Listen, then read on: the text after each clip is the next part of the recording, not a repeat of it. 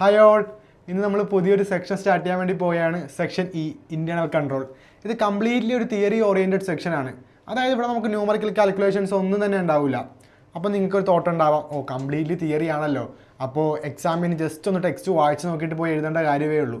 അവിടെയാണ് മക്കളെ ചെറിയൊരു ടെസ്റ്റ് ഉള്ളത്. കാരണം എക്സാം പോയിന്റ് ഓഫ് വ്യൂവിൽ നിന്ന് നോക്കുമ്പോഴേക്കും ഇന്റേണൽ കൺട്രോൾ എന്ന് പറഞ്ഞ ഒരു സെക്ഷൻ്റെ ഇമ്പോർട്ടൻസ് അത്രയും ഹൈ ആണ്. അതിപ്പോൾ നിങ്ങളുടെ കൂട്ടത്തിൽ തന്നെ ഒരു തവണയെങ്കിലും എക്സാം അറ്റൻഡ് ചെയ്തിട്ടുള്ളവർക്ക് റിലേറ്റ് ചെയ്യാൻ വേണ്ടി പറ്റും ഏത് രീതിയിലാണ് എക്സാമിന് ഇന്റേണൽ കൺട്രോൾ ടെസ്റ്റ് ചെയ്യുക എന്നുള്ളത്. ഓക്കെ, അത്രയും എമൗണ്ട് ഓഫ് ക്വസ്റ്റ്യൻസ് ഇന്റേണൽ കൺട്രോളിൽ നിന്ന് വരും. നമുക്ക് ആൻസറിലേക്ക് എത്താൻ വേണ്ടി കുറച്ചൊന്ന് നമ്മൾ ഒന്ന് കൺഫ്യൂസ്ഡ് ആകും. അത് ഇന്റേണൽ കൺട്രോളിൻ്റെ പ്രശ്നം കൊണ്ടോ ഇന്റേണൽ കൺട്രോൾ ഒരു ബാലകേറ മല ആയതുകൊണ്ടോ ഒന്നുമല്ല, നമ്മൾ അതിനെ എങ്ങനെ കൺസീവ് ചെയ്യുന്നു എന്നുള്ളത് കൊണ്ടാണ്.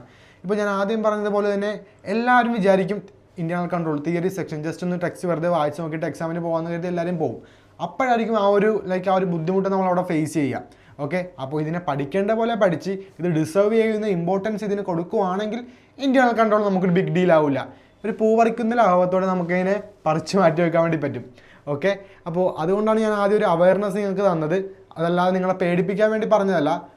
ഇന്റേണൽ കൺട്രോൾ നമുക്ക് ഒരു പ്രോസസ്സ് ഉണ്ട്, അത് പഠിക്കാനും അത് കൺസീവ് ചെയ്യാനും. ഓക്കെ, അപ്പോൾ അതാണ് നിങ്ങൾ ഫോളോ ചെയ്യണമെങ്കിൽ ഞാൻ നേരത്തെ പറഞ്ഞതുപോലെ പൂ പറിക്കുന്ന ലാഭത്തോടെ നമുക്ക് മാറ്റാം. ഓക്കെ, അപ്പോൾ നിങ്ങളുടെ മനസ്സിൽ തിയറി ആണല്ലോ, അത്ര ഇമ്പോർട്ടൻസ് കൊടുത്താൽ മതി എന്നൊരു തോന്നലുണ്ടെങ്കിൽ അത് ആദ്യം തന്നെ ഒന്നെടുത്ത് മാറ്റാൻ വേണ്ടിയായിരുന്നു ഞാൻ ഇങ്ങനൊരു കാര്യം പറഞ്ഞത്. ഓക്കെ, അപ്പോൾ അടുത്തത് എനിക്ക് പറയാനുള്ളത്, ഇനി ഞാൻ പറയാൻ വേണ്ടി പോകുന്ന കാര്യം ഇനിയുള്ള വീഡിയോസിലെല്ലാം ഞാൻ ചിലപ്പോൾ പറയുമായിരിക്കും. കാരണം ഇന്റേണൽ കൺട്രോൾ എന്ന് പറഞ്ഞാൽ നമ്മുടെ ഒരു സെക്ഷനിൽ ടെക്സ്റ്റ് വായിച്ചിരിക്കുക എന്നുള്ളത് മാൻഡേറ്ററി ആണ്. അവിടെ നമുക്കൊരു എക്സ്ക്യൂസും ഇല്ല. കാരണം ടെക്സ്റ്റ് നന്നായിട്ട് വായിച്ചിരിക്കണം. അപ്പോൾ എനിക്ക് നിങ്ങൾക്ക് വേണ്ടി ചെയ്യാൻ പറ്റുന്നത്, അതല്ലെങ്കിൽ എൻ്റെ റെസ്പോൺസിബിലിറ്റി എന്താണെന്ന് വെച്ച് കഴിഞ്ഞാൽ, നിങ്ങൾ ടെക്സ്റ്റ് വായിക്കുന്ന സമയത്ത് മീനിങ് അറിയാതെ, അതല്ലെങ്കിൽ ഒരു കോൺസെപ്റ്റ് ഇല്ലാതെ നിങ്ങൾ എവിടെയും സ്റ്റക്ക് ആകാൻ പാടില്ല. അപ്പോൾ അതിലേക്കുള്ള ഇൻപുട്സ് ആണ് ഈ ക്ലാസ്, അതായത് അതിലേക്കുള്ള ബേസ് ആണ് ഈ ക്ലാസ്സുകൾ. അപ്പോൾ നിങ്ങൾ ക്ലാസ്സുകൾ കൃത്യമായിട്ട് കാണുക, അത് കഴിഞ്ഞ് ടെക്സ്റ്റ് പോയി വായിക്കുക, ആ ടെക്സ്റ്റിൽ നിന്ന് കീവേഡ്സ് പിക്ക് ചെയ്യുക. ഓക്കെ, ആ കീവേഡ്സ് ഉപയോഗിച്ച് ക്വസ്റ്റ്യൻ പ്രാക്ടീസ് ചെയ്യുക. അപ്പോൾ സിംപ്ലി ഇന്റേണൽ കൺട്രോൾ നിങ്ങൾക്ക് കിട്ടും. അപ്പോൾ ഇന്റേണൽ കൺട്രോൾ ഒരു ബിഗ് ഡീൽ ആകില്ല. ഓക്കെ, അപ്പോൾ ഈ ഒരു ഫോർമാറ്റാണ്, അല്ലെങ്കിൽ ഈ ഒരു പ്രോസസ്സാണ് നിങ്ങൾ ഫോളോ ചെയ്യേണ്ടത്. ഓക്കെ, അപ്പോൾ കുറേ നേരമായിട്ട് നമ്മൾ ഇന്റേണൽ കൺട്രോൾ എന്ന് പറയുന്നുണ്ട്. എന്താണ് ഇന്റേണൽ കൺട്രോൾ, അതല്ലെങ്കിൽ എന്തിനു വേണ്ടിയാണ് ഇന്റേണൽ കൺട്രോൾ എന്ന് ഇതുവരെ പറഞ്ഞിട്ടില്ല. ഓക്കെ, അപ്പോൾ നമ്മൾ ഇതുവരെ പാർട്ട് 1 പഠിച്ചത് ഏതൊക്കെ സെക്ഷൻ ആയിരുന്നു? സെക്ഷൻ ഡി പഠിച്ചു, സെക്ഷൻ ബി പഠിച്ചു, സെക്ഷൻ സി പഠിച്ചു, സെക്ഷൻ എ പഠിച്ചു അല്ലേ? സെക്ഷൻ ഡിയിൽ എന്തായിരുന്നു പഠിച്ചത്? കോസ്റ്റുകൾ ഏതൊക്കെയാണെന്ന് കുറേ കോസ്റ്റുകൾ നമ്മൾ പരിചയപ്പെട്ടു. Direct material, direct labour, variable manufacturing overhead, അങ്ങനെ കുറേ കോസ്റ്റുകൾ പരിചയപ്പെട്ടു. ഇതൊക്കെ എങ്ങനെ അലോക്കേറ്റ് ചെയ്യാം, ഇതിനൊക്കെ എങ്ങനെ മാനേജ് ചെയ്യാമെന്നായിരുന്നു സെക്ഷൻ ഡിയിൽ പഠിച്ചത്. സെക്ഷൻ ബിയിലേക്ക് വന്നപ്പോൾ നമ്മൾ എന്താണ് പഠിച്ചത്? ഈ കോസ്റ്റുകളൊക്കെ ഉപയോഗിച്ച് നമുക്ക് എങ്ങനെ ഒരു ബഡ്ജറ്റ് പ്രിപ്പയർ ചെയ്യാം അല്ലേ? ബഡ്ജറ്റ് പ്രിപ്പറേഷൻ ആയിരുന്നു നമ്മൾ സെക്ഷൻ ബിയിൽ പഠിച്ചത്. സെക്ഷൻ സിയിൽ എന്തായിരുന്നു? ഈ നമ്മൾ ഉണ്ടാക്കിയ ബഡ്ജറ്റും ആക്ച്വൽ റിസൾട്ടും തമ്മിൽ കമ്പയർ ചെയ്തിട്ട് നമുക്ക് വേരിയൻസ് കാൽക്കുലേറ്റ് ചെയ്യാൻ വേണ്ടി നമ്മൾ പഠിച്ചു അല്ലേ? ബഡ്ജറ്റും ആക്ച്വലും തമ്മിൽ കമ്പയർ ചെയ്തിട്ട് നമ്മുടെ വേരിയൻസ് കാൽക്കുലേറ്റ് ചെയ്യാൻ വേണ്ടി നമ്മൾ പഠിച്ചു. അൺഫേവറബിൾ വേരിയൻസ് ആണോ ഫേവറബിൾ വേരിയൻസ് ആണോ എന്നൊക്കെ നമ്മൾ പഠിച്ചു അല്ലേ? ദെൻ സെക്ഷൻ എയിൽ എന്താ പഠിച്ചത്? നമ്മുടെ ബിസിനസ് നടക്കുന്ന ഈ പറഞ്ഞ എല്ലാ ട്രാൻസാക്ഷൻസും സിസ്റ്റമാറ്റിക്കലി റെക്കോർഡ് ചെയ്യാനും ക്ലാസിഫൈ ചെയ്യാനും സമ്മറൈസ് ചെയ്യാനും നമ്മൾ പഠിച്ചു അല്ലേ? നമ്മുടെ 5 ഫൈനാൻഷ്യൽ സ്റ്റേറ്റ്മെൻറ്റ്സ് ഒക്കെ വെച്ചിട്ട്. ഓക്കെ, അപ്പോൾ ഇവിടെയൊക്കെ നമ്മൾ ആരുടെ പോയിന്റ് ഓഫ് വ്യൂലൊക്കെ നിന്ന് ചിന്തിച്ച് കഴിഞ്ഞു? ആദ്യത്തെ ഒരു 3 സെക്ഷനിൽ കോസ്റ്റ് അക്കൗണ്ടൻറ്റിൻ്റെ പോയിന്റ് ഓഫ് വ്യൂവിൽ നിന്ന് ചിന്തിച്ച് കഴിഞ്ഞു. സെക്ഷൻ എയിൽ ആരുടെ പോയിന്റ് ഓഫ് വ്യൂവിൽ നിന്ന് ചിന്തിച്ചു? ഫൈനാൻഷ്യൽ അക്കൗണ്ടൻറ്റിൻ്റെ പോയിന്റ് ഓഫ് വ്യൂവിൽ നിന്ന് ചിന്തിച്ചു. ഓക്കെ, അപ്പോൾ സെക്ഷൻ ഇയിലേക്ക് വരുമ്പോഴേക്കും നമ്മൾ ആരുടെ പോയിന്റ് ഓഫ് വ്യൂവിൽ നിന്ന് ചിന്തിക്കേണ്ടത്? ഇവിടെ കുറച്ച് ആൾക്കാരുണ്ട്.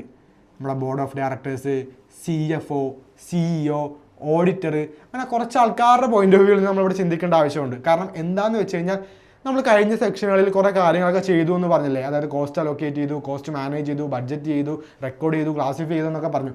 ഇതൊക്കെ കറക്റ്റായിട്ടാണോ ചെയ്തത്? ഇതൊക്കെ ആക്യുറേറ്റ് ആണോ? ഇതൊക്കെ ചെയ്യുന്ന സമയത്ത് അവിടെ ഒരു ഇന്റേണൽ കൺട്രോൾ ഉണ്ടായിരുന്നോ? ആരുടെയെങ്കിലും കൺട്രോൾ ഉണ്ടായിരുന്നോ? ഇനി കൺട്രോൾ ഇല്ലായിരുന്നെങ്കിൽ അതിനെങ്ങനെ ഓവർകം ചെയ്യാം? ഓക്കെ, എങ്ങനെ കൺട്രോൾ കൊണ്ടുവരാം? എന്താണ് ഒരു കൺട്രോളിൻ്റെ ആവശ്യകത? ഇതൊക്കെ പ്രിപ്പയർ ചെയ്യുന്ന സമയത്ത്, നമ്മുടെ ഫൈനാൻഷ്യൽ സ്റ്റേറ്റ്മെൻറ്റ്സ് പ്രിപ്പയർ ചെയ്യുന്ന സമയത്ത്, ബഡ്ജറ്റ് പ്രിപ്പയർ ചെയ്യുന്ന സമയത്ത്, കോസ്റ്റ് അലോക്കേറ്റ് ചെയ്യുന്ന സമയത്ത് നമ്മളൊരു മോണിറ്ററിങ് നടത്തണം അല്ലേ? നമ്മളൊരു മേൽനോട്ടം വഹിക്കണം. ഇതൊക്കെ ആക്യുറേറ്റ് ആണോ, ഇതൊക്കെ എഫിഷ്യൻ്റ് ആയിട്ടാണോ ചെയ്തത്? ഓക്കെ, ഇതിന് കുറച്ച് മാനദണ്ഡങ്ങളുണ്ട്, കുറച്ച് പ്രിൻസിപ്പിൾസ് ഉണ്ട് ഇതൊക്കെ ചെയ്യുന്നതിന്. ഓക്കെ, അപ്പോൾ അതൊക്കെ പരിശോധിക്കുക, അല്ലെങ്കിൽ അതിന് വേണ്ട കാര്യങ്ങളൊക്കെ ചെയ്യുക എവിടെയായിരിക്കും? ഇന്റേണൽ കൺട്രോളിലായിരിക്കും. ഓക്കെ, അപ്പോൾ നമ്മൾ വെറുതെ ഇന്റേണൽ കൺട്രോളിലേക്ക് എത്തിയതല്ല, അതിന് സ്പെസിഫിക് ആയിട്ടുള്ള ആ ഒരു റോഡ് മാപ്പ് ഉണ്ടായിരുന്നു. DBCAE. ഓക്കെ, അപ്പോൾ എന്തുകൊണ്ട് ഇന്റേണൽ കൺട്രോളിൽ നമ്മളിപ്പോൾ ഇവിടെ എത്തി നിൽക്കുന്നു എന്ന് നിങ്ങൾ ആരെങ്കിലും ചോദിച്ചു കഴിഞ്ഞാൽ നിങ്ങൾക്ക് പറയാൻ വേണ്ടി ആൻസർ ഉണ്ടാകണം. ഓക്കെ, ഞാൻ ഇങ്ങനെയാണ് ഇന്റേണൽ കൺട്രോളിൽ എത്തിയത്, ഇനി എനിക്ക് ഇന്റേണൽ കൺട്രോൾ പഠിച്ചിട്ട് അടുത്ത സെക്ഷനിലേക്ക് പോകാൻ പറ്റൂ അല്ലേ? കാരണം സെക്ഷൻ എഫ് അതും ഇതുപോലൊരു റൂട്ട് ഉണ്ട്. ഓക്കെ, അത് നിങ്ങൾ പഠിക്കും. ഓക്കെ, അപ്പോൾ സെക്ഷൻ ഇ ഇന്റേണൽ കൺട്രോളിൽ നമ്മളിപ്പോൾ എത്തി നിൽക്കുന്നത് എന്തിനാണെന്ന് നിങ്ങൾ മനസ്സിലാക്കി അല്ലേ? നമ്മൾ ഇതുവരെ ചെയ്ത കാര്യങ്ങൾ അതിലൊരു കൺട്രോൾ ഉണ്ടോ, അത് ആക്യുറേറ്റ് ആയിട്ടാണോ ചെയ്തത്, ഇനി ആക്യുറേറ്റ് ആയിട്ട് അല്ലെങ്കിൽ അതിനെ എങ്ങനെ നമുക്കൊന്ന് തിരുത്താം. ഓക്കെ, അപ്പോൾ അതൊക്കെയാണ് നമ്മൾ ഇന്റേണൽ കൺട്രോളിൽ പഠിക്കുക. ഓക്കെ, അപ്പോൾ നമ്മളിപ്പോൾ എത്തി നിൽക്കുന്ന ഇന്റേണൽ കൺട്രോളിനെ കുറിച്ച് ഒരു ബേസ് ഐഡിയ നിങ്ങൾക്ക് കിട്ടിയെന്ന് വിചാരിക്കുന്നു. അപ്പോൾ ഞാൻ കാണുന്നത് ഇതൊരു ജസ്റ്റ് ഒരു ഇൻട്രൊഡക്ഷൻ വീഡിയോ ആയിട്ടാണ്. ഓക്കെ, അപ്പോൾ ഇതിനൊരു പാർട്ട് 1ഉം പാർട്ട് 2ഉം ഉണ്ടാകും. പാർട്ട് 1ഉം പാർട്ട് 2 ഉണ്ടെന്ന് കരുതി ഇത് ഭയങ്കര വലിയ വീഡിയോസ് ആണെന്ന് പറഞ്ഞ് കരുതിയൊന്നും വേണ്ട. ചെറിയ കുഞ്ഞു 2 വീഡിയോസ് ആയിരിക്കും. ഓക്കെ, നിങ്ങളെ ബോറടിപ്പിക്കേണ്ട എന്ന് കരുതിയിട്ടാണ് ഞാൻ അതിന് 2ആയിട്ട് മുറിച്ചത്. അപ്പോൾ ഇത് ഇന്റേണൽ കൺട്രോളിൽ നമ്മൾ എങ്ങനെ എത്തി നിൽക്കുന്നു, ഇന്റേണൽ കൺട്രോളിനെ എങ്ങനെ പഠിക്കണം, എങ്ങനെ കൺസീവ് ചെയ്യണം എന്നും ജസ്റ്റ് നിങ്ങൾക്കൊരു ബേസ് തരിക. അതായിരിക്കും ഈ ഇൻട്രൊഡക്ഷൻ വീഡിയോയുടെ ഫസ്റ്റ് പാർട്ട്. സെക്കൻഡ് പാർട്ടിൽ പറയുക ഇന്റേണൽ കൺട്രോൾ എന്തിനാണ്, ഒരു കമ്പനിയിൽ എന്തിനാണ് ഇന്റേണൽ കൺട്രോളിൻ്റെ ആവശ്യകത. ഓക്കെ, അതായത് ഇന്റേണൽ കൺട്രോൾ ഇല്ലെങ്കിൽ ഇപ്പോൾ എന്താ പ്രശ്നം, ഓക്കെ, ഉണ്ടെങ്കിൽ എന്താണ് ഗുണം, ഇതൊക്കെ ആയിരിക്കും നമ്മൾ ഇൻട്രൊഡക്ഷൻ വീഡിയോയുടെ പാർട്ട് 2വിൽ പറയാം. ഓക്കെ, അപ്പോൾ നമ്മുടെ അടുത്ത ക്ലാസ് എന്തായിരിക്കും? ഇൻട്രൊഡക്ഷൻ വീഡിയോയുടെ പാർട്ട് 2 ആയിരിക്കും. ഓക്കെ, അപ്പോൾ നമുക്ക് പാർട്ട് 2 ആയിട്ട് അടുത്ത ക്ലാസ്സിൽ കാണാം. ഓക്കെ, അപ്പോൾ സീ യു സൂൺ.